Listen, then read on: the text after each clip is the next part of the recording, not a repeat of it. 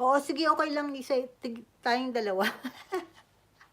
Kahit ano sabihin mo ilalabas natin. Hayaan mo, okey lang 'yan.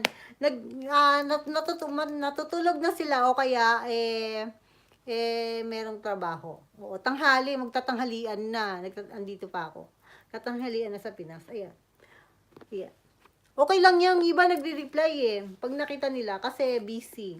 Hindi kagaya nung, COVID, naka-lock sila, maraming nanonood. Ngayon wala na, scattered na lahat ng mga ano, mga viewers.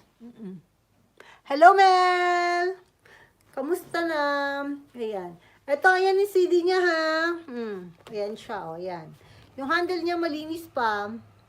At least, kahit ikaw lang, mayroon akong conversationalist. Conversational. English bopol. Ayan. Ayan siya.